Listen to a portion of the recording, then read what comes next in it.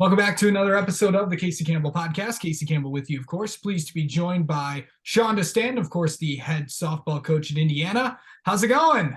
Going great, Casey. We're a little over a week and a half out from heading to Clearwater, training at a high level. And so we're pretty fired up right now.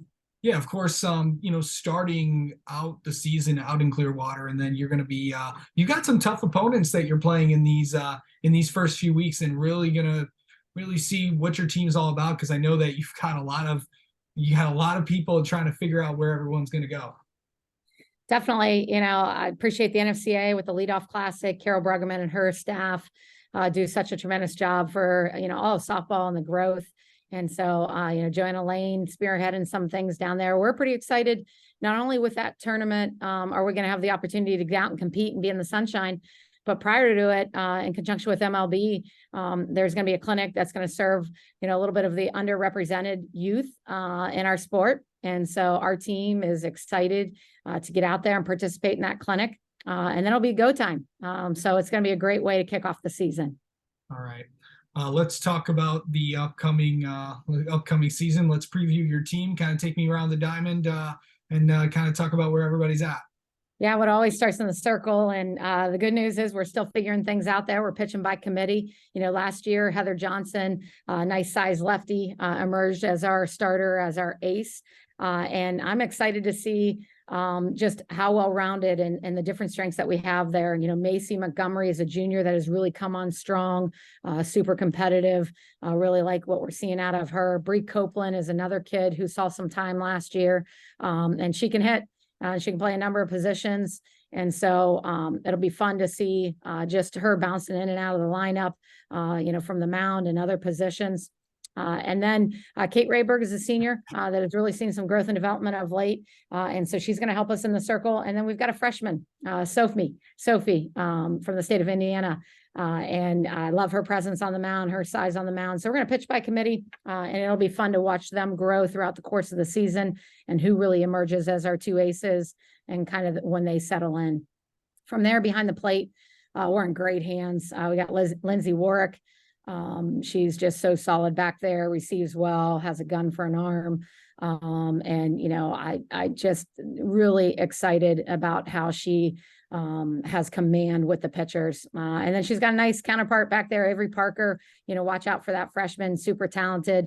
She's a kid that she'll get some time behind the plate. And then also she'll play other positions. When she's hitting, she can be in the lineup on either corner. You go over to first base, Sarah Stone, a slugger over there. And so this will be our first full year with her. She transferred in mid-year. So it's been nice to have that growth.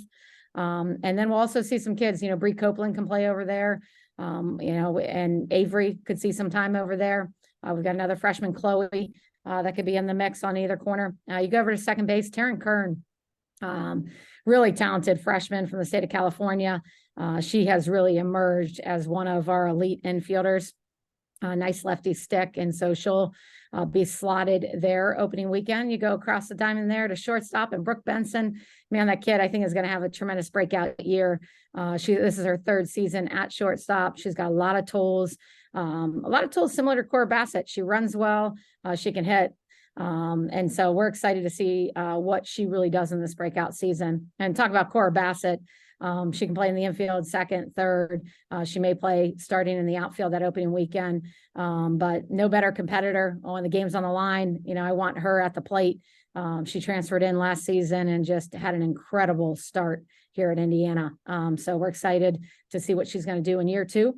And then over at third base, that's another position that we need to figure out, but the number of kids that are going to see time over there, when Bree's not on the mound, she'll be probably slotted there. And then we've got Cassidy Kettleman, Chloe Geyer, Avery Parker, a number of kids. We already mentioned Cora will play there as well. In the outfield, wow, we're super deep. I think that's going to be the challenge for us as a coaching staff, kind of figuring out when Cora's out in the outfield, that only leaves 2 spots for a super talented group. And I'll probably leave somebody out, but you've got Taylor Minnick, all Big Ten performer, returning. She was a freshman last season. And so she can bounce in and out of the lineup from the outfield to the DP spot. I really love how Aaliyah Andrews is coming on strong as of late in practice. Got Kinsey Mitchell, Tatum, who's got speed, and Kinsey's quite the competitor. And Tatum is a kid that's a difference maker when it comes to speed. Desiree Dufek is a kid that is super talented. He's got a strong arm out there and right. And then we've got Elle Smith, who's a freshman who has some speed too. And then we've got Abby Meeks as somebody who may not see the field, but she has a good potential to be able to come in off the bench and try and compete for that DP spot or compete for a pinch hitting spot. And hopefully I don't leave anybody off, but I know this is a super talented group, and we're pretty excited and fired up to get them rolling. Yeah, for sure. When you look at the conference this year with the Big Ten, obviously it's a strong conference in and out. Obviously, you look at all the teams that are in there. What do you think the strength of the conference is this year? Because it's going to be another good one. Yeah. Well, I think when you look at the COVID year, we've got some teams in our league that have some really veteran pitching, and we know it all starts there in the circle. And so when you have the experienced ace in the circle, good things can really happen. I really like what I've seen with scheduling and how people kind of match up in the preseason. And so I think by the time we get to Big Ten play, everybody's going to be sitting pretty strong. I think the RPIs will be in good shape. And I think we should be able to follow up, last year when you look at 7 teams getting in, hopefully it's 7 teams and counting. Yeah. Is it going to be weird not seeing Jackie and Hutch in the Big Ten? Gosh, I tell you, so appreciative of what they have done for our sport. It's incredibly a part of the Big Ten because I've had the opportunity to coach across the dugout and interact with legendary coaches like the 2 of them. And I bet they have not slowed down one bit. I can only imagine how hard Jackie and Hutch are both working in and around their universities. And then I think, both universities hit home runs with, elevating Bonnie and hiring Show. That's what's so incredible about being in a conference like the Big Ten and all the legendary coaches that I get to be around. I'm pretty fired up about, what Big Ten softball is doing. It's definitely a conference that is on stable footing, and we're excited to see 2023. Yeah. Let's talk about, what you want to see out of these first few weeks, because you mentioned you're still trying to figure out where everybody's going to go. What do you want to see out of your team in these first few weeks as you could try to figure things out? Yeah, we're talking a lot about wind words and staying out of the interference. When you're driving up 65 north, heading towards the Chicago area, you're going to see those big wind turbines. And so everybody in the state of Indiana has seen those, know those, and those turbines, they face the wind. And so sometimes we're going to face some adversity, and we're going to face it early, right? Opening weekend, NFCA Leadoff Classic, and then we go to the ESPN Tax Act, Clearwater Invite, right? And so we got to stay out of the interference.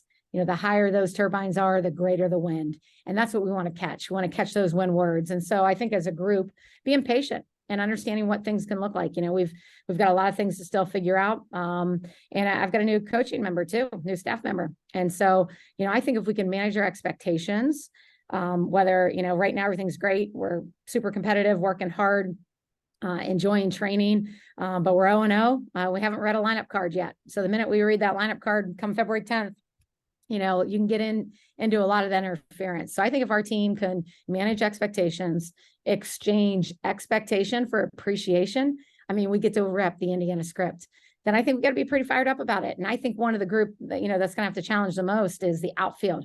You may be the starter in the outfield, right? And then all of a sudden, Elle Smith as a freshman comes in to run for you. And then we'll wait and see what happens the next at bat, right? And so they got to be understanding, just stay ready.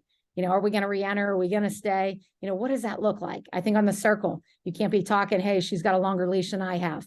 If we pitch 3-4 pitchers in a game, hey, do your job, get us outs. Outs are at a premium. And so I think if we can manage expectations, if we can exchange that for appreciation, if we can stay out of the interference at that low level and we get higher so we can be at the win words, I think our schedule is built well. It's built well where we get challenged early and often. And then we've got a 4-week period where we can get our legs under us. We can build confidence right before we go into Big Ten play. And I think we'll be super ready for what we're going to see in Big Ten matchups. Absolutely. All right.